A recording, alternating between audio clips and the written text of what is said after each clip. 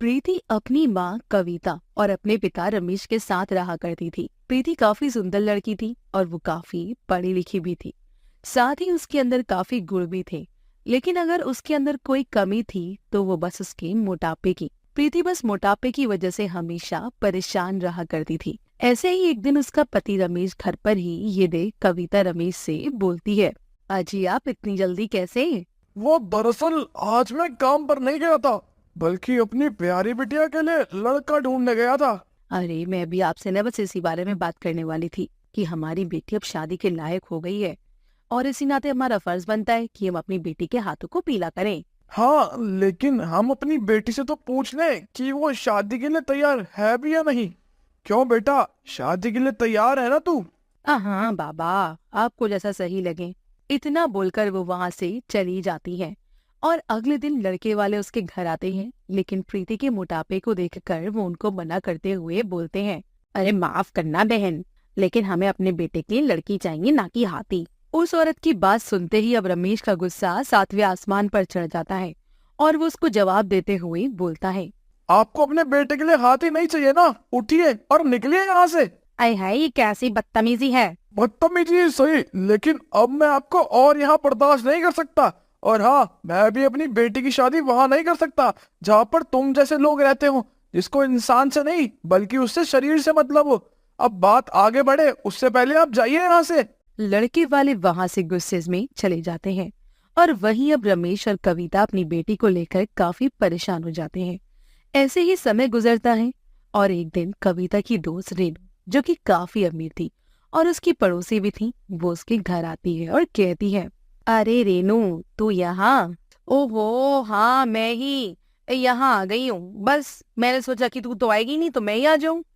अरे नहीं नहीं, ऐसी बात नहीं है। वो दरअसल तू इतनी अमीर है और मैं इतनी गरीब, तो बस तेरे घर आने में इसलिए शर्म आ रही थी। ओहो कविता, बना दिया ना तूने मुझे छोटा। अरे हम बचपन के दोस्त हैं और तेरा मेरे अलावा कोई दोस्त भी तो नहीं है, तू तो ऐसे मत बोल। इस तरह अब दोनों आपस में बातें करने लगते हैं। तभी कविता के घर रेनू का बेटा ऋतिक रेनू को ढूंढते हुए आ जाता है, जहाँ उसकी टक्कर प्रीति से हो जाती है और उन दोनों को देख रेनू बोलती है, कविता देख दोनों बच्चे कितने प्यारे लग रहे हैं ना साथ में। हाँ हाँ क्यों? नहीं नहीं, बस मुझे यूं ही अच्छा सा लगा। अच्छा एक बात सुन, तेरी बेटी का रिश्ता हो गया क्या? अरे कहाँ यार, मेरी बेटी के मोटापे की वजह से ना हर लड़का उसे रिजेक्ट कर देता है। अरे कविता, इसमें उदास होने वाली क्या बात है? अच्छा ये बता कि तेरी बेटी बाहर की चीजें ज्यादा खाती है क्या? अरे नहीं, वो तो बस पूरा दिन में एक ही रोटी खाती है, लेकिन फिर भी देख। हाँ तो क्या हुआ, अगर हमारी प्रीति मोटी है तो उसके लिए रिश्ता क्यों नहीं मिलेगा? अब मैं तेरी बेटी को अपने घर की बहू बनाऊंगी। उसकी बात सुनकर कविता की आंखों में आंसू आ जाते हैं। ऋतिक वही था। ऋतिक उस वक्त कुछ नहीं बोला और इस तरह से ऋतिक और प्रीति का रिश्ता पक्का हो जाता है। रेनू जब अपने घर जाती तो ऋतिक अपनी माँ से बोलता है, माँ, क्या सोचकर आपने उस मोटी भैंस से मेरा रिश्ता पक्का किया है? अरे मुझे और उसे देखा है, कहाँ मैं और कहाँ वो। हाँ देखा, तभी तो रिश्ता पक्का किया। तू एक नंबर का नालायक है, लेकिन वो लड़की नहीं। वो लड़की इस घर को भी संभाल सकती है। अब भले ही वो मोटी है, लेकिन वो तुझसे किसी भी चीज में कम नहीं है, समझा?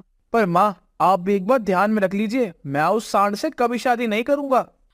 अगर तूने मेरी पसंद से शादी नहीं की ना तो मैं भी नहीं रहूंगी। मैं भी जहर खाकर अपनी जान दे दूंगी। रेनू की ये बात सुनकर ऋतिक को अब ना चाहते हुए भी अपनी माँ की बात माननी पड़ती है। वो अपनी माँ की बात को मान जाता है, लेकिन वो अपनी माँ से बोलता है, माँ, आपके कहने पर मैं उस फुटबॉल से शादी तो कर रहा हूँ, लेकिन आप भी मेरी बात कान खोल के सुन लो, मैं उसको कभी भी अपनी पत्नी का दर्जा नहीं दूंगा। इतना बोलकर अब ऋतिक वहाँ से चला जाता है और अगले कुछ दिनों में प्रीति और ऋतिक की शादी हो जाती है। शादी के बाद प्रीति अपने घर की सारी जिम्मेदारियाँ अच्छे से संभाल तो लेती है, लेकिन उसको हर काम करने में देरी होती थी। ऐसे ही एक दिन ऋतिक प्रीति से कहता है, प्रीति, प्रीति, क्या हुआ ऋतिक जी?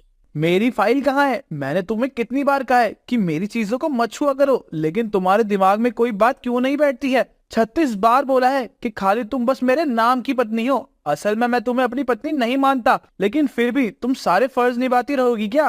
क्या साबित करना चाहती हो तुम इससे? ऋतिक जी, मुझे अपनी पत्नी का दर्जा ना दे, पर सच तो ये है कि मैं आपकी पत्नी हूँ।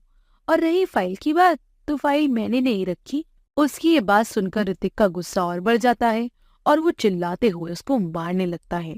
ऋतिक की आवाज सुनकर वहां ऋतिक की माँ रेनू आती है और ऋतिक को प्रीति के साथ ऐसा व्यवहार करता देख रेनू अपने बेटे को एक जोरदार थप्पड़ मारते हुए बोलती है, ये क्या बदतमीजी है ऋतिक, अरे तू औरत पर हाथ कैसे उठा सकता है? तुझे पता है जब मैंने तुझे जन्मा था ना तो मेरा सीना बहुत ही चौड़ा हो गया था।